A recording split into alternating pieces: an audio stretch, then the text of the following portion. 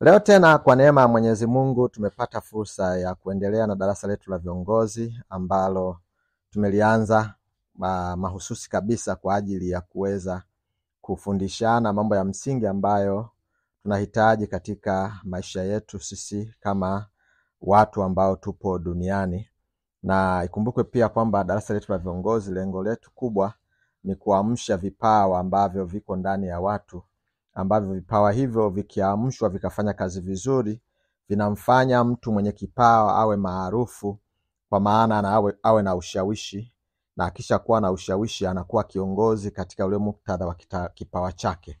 Sasa leo nimekuja tena kwako ndugu yangu, rafiki yangu, mpendwa wangu nayefuatilia vipindi hivi, nije nikuoneshe jambo moja la msingi sana ambalo ni muhimu sana kila mtu akalisikia.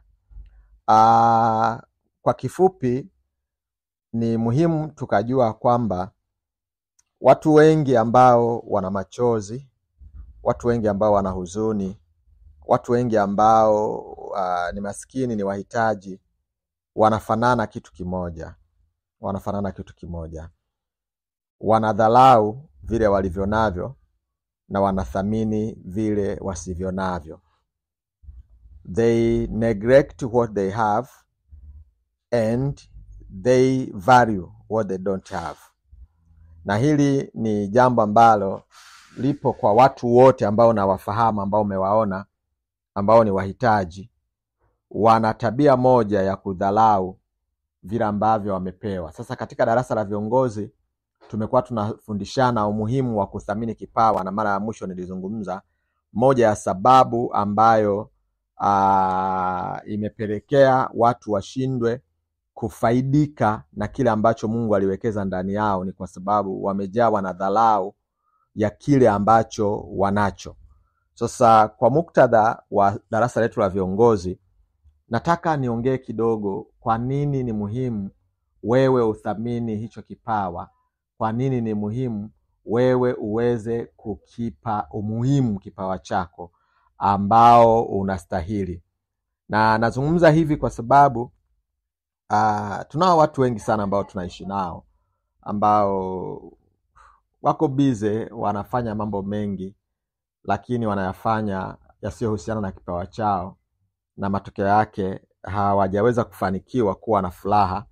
Wanaweza kawa walifanikiwa kupata pesa, au walifanikiwa kujiona kama pengine wamefanikiwa kwa muktadha na tafsiri hii ya kawaida ya maisha, lakini ukweli wenyewe ni kwamba mioyo yao hajawa na furaha, ina huzuni na machozi. Kwa nini? Kwa sababu kipawa ambacho Mwenyezi Mungu aliweka ndani yao hawajaweza kukitumia.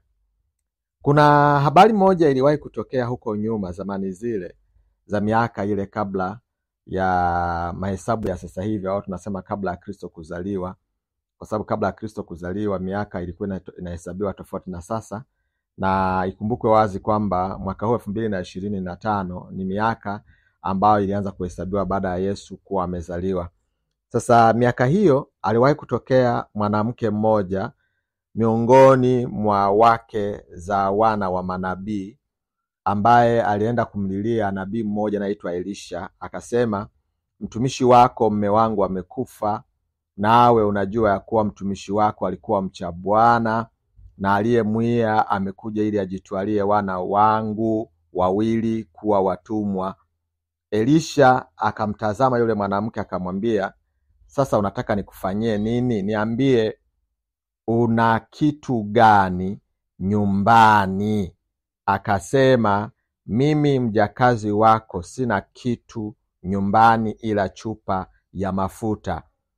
Akasema, nenda ukatake vyombo huko nje kwa jirani zako wote, vyombo vitupu, wala usitake vichache. Kisha uingie ndani ukajifungie mlango, wewe na wanao, ukavimiminie mafuta vyombo vile vyote, navyo vilivyojaa ukavitenge. Basi akamwacha akajifungia mlango yeye na wanawe, hao wakamletea vile vyombo na yeye akamimina. Ikawa vilipokwisha kujaa vile vyombo, akamwambia mwanawe, niletee tena chombo. Mwanaye yule akamwambia, hakuna tena chombo hata kimoja, mafuta yakakoma hapo hapo. Ndipo akaja akamwambia yule mtu wa Mungu nabii Elisha, naye akasema, enenda ukayauze mafuta haya, uilipe deni yako, nayo yaliyosalia uyatumie wewe na watoto wako. Hiki ni kisa ambacho kilitokea kipindi hicho, ambapo ni huyu mwanamke alikuwa na machozi. Alikuwa ni mjane, na unajua mtu mjane ni mtu ambaye ni mhitaji, pengine anahitaji kuhurumiwa, anahitaji kusaidiwa. Lakini mbaya zaidi ni kwamba huyu mume wake kabla hajafariki alikuwa na madeni, alienda kakopa huku na kule, kama ambavyo maisha yetu mnajua watu wengi wanaishi, wanajua wanavyoishi. Kwa vivyo hivyo na yeye huyu baba alikuwa amekopa, na bahati mbaya kabla hajaweza kurudisha lile deni akafariki. Alipofariki, wale waliokuwa wanamdai mume wake wakaja nyumbani, wakamwambia mjane kwamba bwana, mume wako alikuwa amechukua mali zetu za thamani hii hapa, kwa hiyo kuna mambo yanatakiwa fanyike ili tuweze kulikava, tuweze kupata mali hizo zilizochukuliwa na mume wako. Basi wakawa wanataka kuchukua watoto wake wawapeleke huko utumwani, yule mjane abaki hana mtoto, yani maana yake hana mme na akose na watoto wake. Mjane alipoona hilo, na bila shaka moyo wake uliingiwa na uchungu, akawa na huzuni na machozi mengi, na ghafla katokea nabii Elisha ambaye alipita katika ile mitaa. Alipofika pale, mjane alipomwona akamkimbilia na kumlilia hiyo hali, akampa stori nzima. Sasa nabii akamtazama, akamwonea huruma, akamuuliza, sasa unataka nikufanyie nini?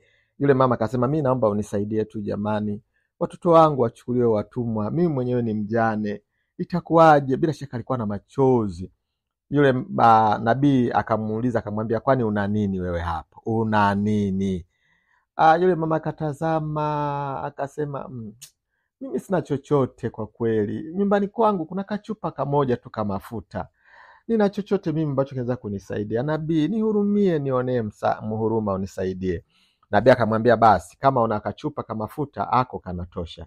Nenda nyumbani kwako, kaazime vyombo kwa majirani vitupu, jifungie ndani wewe na watoto wako hao. Mkishajifungia, anza kumimina yale mafuta kwenye kale kachupa kwenye vyombo.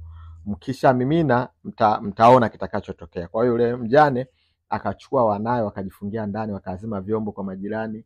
Sijui aliazima kiasi gani, lakini kumbukumbu inaonyesha kwamba aliazima vyombo vingi. Alafu akachukua ile kachupa kamoja kalikojaa mafuta, akaanza kumimina kwenye vile vyombo. Lakini inaonekana kila walipomimina ile chupa iliendelea kujaa mafuta. Wakamimina vyombo vyote vikajaa.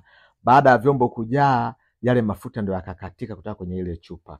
Walipomwendea yule nabii kumwambia, akamwambia, basi chukueni hayo mafuta, kauzeni, mkishauza mlipe hayo madeni. Baada ya kulipa madeni, mafuta yatakayobaki yatakusaidia wewe na watoto wako. Sasa nimetoa hiki kisa kuonesha vile ambavyo kile kipawa ambacho unacho kinavyoweza kukutoa kwenye umaskini, kinavyoweza kukutoa kwenye changamoto, kinavyoweza kukutengenezea fursa.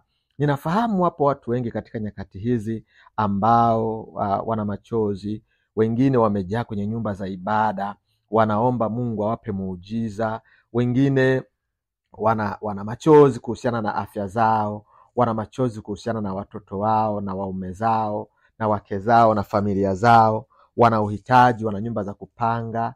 Na ukienda kwenye nyumba za ibada, wengine wanaombewa wahame nyumba za kupanga, wajenge manyumba yao. Wengine wanatamani waendeshe magari, wengine wanatamani wapate pesa, wajenge majumba. Vyovyote vile, watu wengi wamejawa mahitaji, wamejawa na matamanio. Lakini kumbe, ili uweze mahitaji yako kushughulikiwa na kuyapatia suluhisho, jambo moja ambalo Mungu amekuwa analitumia na analitumia hata sasa, ni wewe kuanza kutumia kile ulichopewa. Kile ulichopewa kwa maana ya kipawa chako. Kwa muktadha wa darasa letu la viongozi, ndiko ambako kuna mtaji wako. Kwenye kipawa chako kuna pesa yako, kwenye kipawa chako kuna nyumba yako, kwenye kipawa chako kuna utajiri wako, kwenye kipawa chako kuna ushawishi wako. Unataka kuwa maarufu, badala ya kwenda kwa mganga wa kienyeji akakutafutia hilizi, badala ya kwenda kwa mganga wa kienyeji akakutafutia akakuchanja chale, akakuogesha dawa zake anazojua, kumbe kuna kitu ambacho unacho, ambacho kama ungejifunza kukithamini, kama ungejifunza kukipa umuhimu na umaarufu ambao kinatakiwa, ungekitumia vizuri na kingeweza kukuletea matokeo ambayo unatarajia. Tupo katika kizazi ambacho watu wengi wana tabia ya kudhalau vile ambavyo Mungu amewekeza kwao. Wana vipawa. Mimi ninaamini hakuna mtu hata mmoja ambaye amezaliwa maskini. Hakuna mtu hata mmoja ambaye hana kitu. Kama vile ambavyo tumeona huyu nabii alimwambia mwanamke mjane, una nini wewe? Ndio swali la msingi ambalo lilikuja kupindua mstakabali wa yule mama. Alipojua tu alichonacho, akakitamka kwamba mimi nina chupa ya mafuta ndogo lakini ninayo, akawa amepata suluhisho la machozi yake. Swali la msingi, wewe ndugu yangu unayenisikiliza, unayenifuatilia, una nini? Una nini hapo ulipo? Watu wengi sana wanadhani hawana kitu. Wanadhani Mungu labda yeye hajawapa. Wakitazama wengine, akiona watu pengine wameumbika, wana maumbile mazuri, anaona labda mtu aliyeumbika vizuri ndiye ambaye amebarikiwa. Wakiona wenye hela, wenye majumba, wenye elimu, anawaona wao kama wamebarikiwa. Lakini yeye akiulizwa una nini, hawezi hata kusema ana nini, ili basi kama akikigundua hicho alichonacho kinaweza kumsaidia kutoka pale. Watu wengi nakumbuka huko nyuma kuna mwimbaji mmoja katika nyimbo wanamuziki secular amewahi kuimba, mtaji wa maskini ni nguvu zake. Lakini je, huyo maskini anafahamu kwamba anazo nguvu? Anafahamu kwa uhakika kwamba ana hizo nguvu ili ziwe mtaji? Wakati mwingine niliwahi kupita katika eneo fulani sokoni, ambapo kuna vijana wako pale wamejipanga ili waweze kumsaidia mtu yeyote anayenunua vyakula kwenye lile soko, kumsaidia kuvibeba. Nilipofika pale, na mimi nilikuwa nimeenda kununua vyakula katika hilo soko, nikakutana na kijana mmoja. Yule kijana akaja ananikimbilia akaniambia, kaka, naomba kama unaingia sokoni, mimi niko tayari, nitakusaidia kubeba. Mimi nikamuuliza swali moja, unabebea shilingi ngapi? Jibu alilonijibu lilinishangaza. Aliniambia, mimi kwa kweli wewe yoyote ile ambayo utaona unipe tu hiyo. Mimi kwa kweli siwezi kukwambia nabebea shilingi ngapi. Lakini wewe bwana mkubwa, wewe mzee wangu, utakayoona yoyote nipe tu hiyo hiyo. Hilo jibu lilinishangaza sana. Nikamtazama yule kijana miaka 18, nikamhurumia. Nikamuona ni mtu ambaye bado hajagundua alichonacho. Kwa sababu kama angalijua kwamba hana hela, hajasoma, lakini anazo nguvu, angezi quantify, angezipa thamani zile nguvu zake, akazitengenezea bei. Nilitarajia aniambie kwamba mimi ukinichukua nikakubebea kiasi fulani cha mzigo, mimi nitakuchaji shilingi 2,000, 3,000. Angesema hivyo, kwanza ningemuona kama anajua kwanza alichonacho.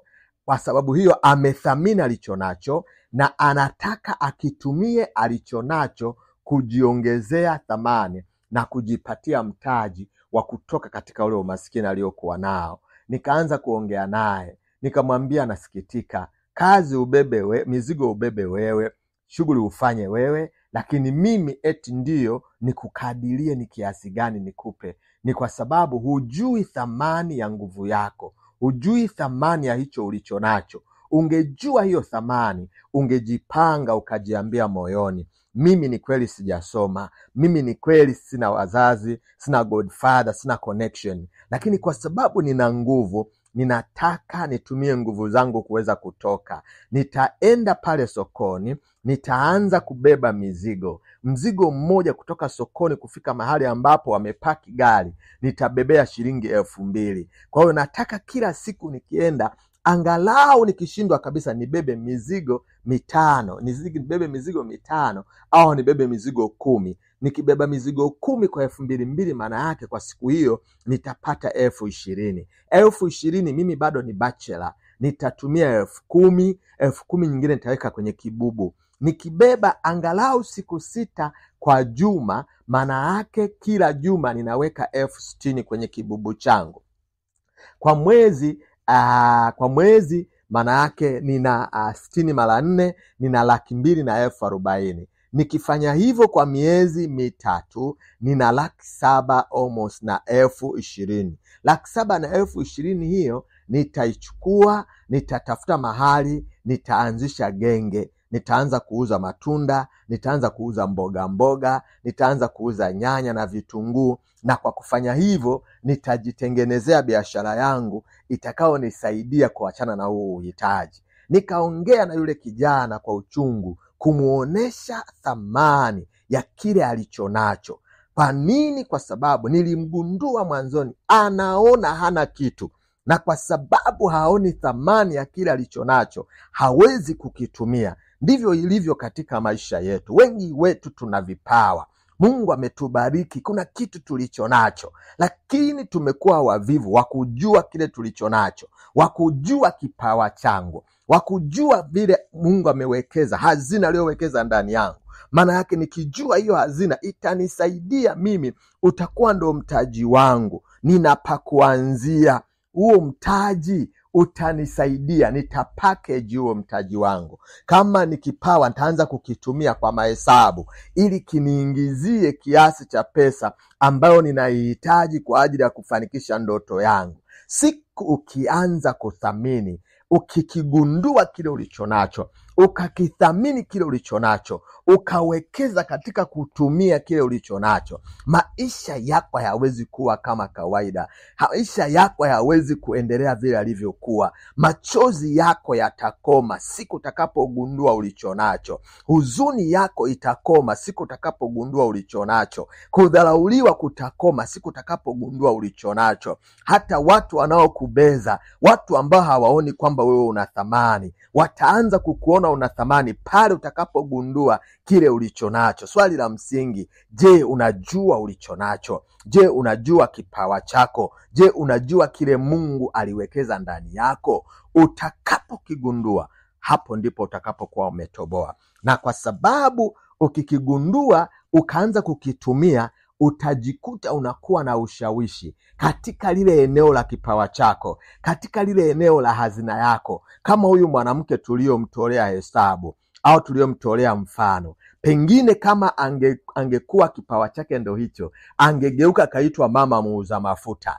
Mtaa mzima wangemjua mama huyu ndo anauza mafuta. Angekuwa maarufu katika kuuza mafuta, angekuwa kiongozi wa wauza mafuta. Lakini cha kwanza kabisa kilianzana na yeye kujua, nina chupa ndogo ya mafuta, na hiyo chupa ndo ingeweza kumbadilisha, kumfanya mama mwenye ushawishi, kumfanya mama aliye kiongozi. Je, wewe unatamani kuwa na ushawishi? Unatamani kuwa kiongozi? Unatamani kuwa mtu maarufu? Unatamani kuwa mtu unayethaminiwa mtaani kwako, kazini kwako, katika wilaya yako, kijijini kwako? Anza kutambua ulichonacho. Ukisha kujua ulichonacho, kithamini, kipe uthamani, na ukishakipa uthamani, anza kukitumia. Maisha yako hayatabaki vile alivyokuwa, kwa sababu kipawa hutajirisha. Kipawa kinakukutanisha na wakuu. Kipawa kinakufanya uwe mtu maarufu. Kipawa kinakufanya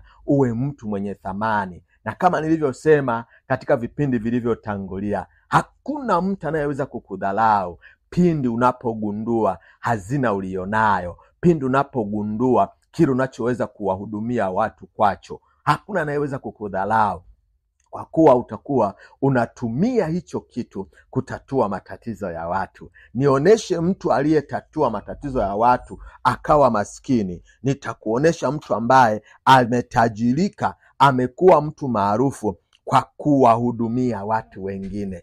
Nionyeshe, nitakuonesha kabisa watu ambao walifika mbali kupitia katika vipawa na hazina walizokuwa nazo. Mimi natamani nisikuchoshe leo, lakini nikukumbushe, je, una nini? Swali langu hilo ukisha kulijibu, naomba tuonane kwenye comment, uniambie umegundua una nini. Lakini usisahau kusubscribe kwenye hii channel yetu ya Lemi 360 Online TV ili uweze kuwa wa kwanza kupata mafundisho mengine yatakayo kusaidia we kutumia kipawa chako, kutumia hazina yako, kuwa na ushawishi na kisha kuwa kiongozi. Mpaka wakati mwingine, ninakupenda bure kabisa. Shalom, shalom.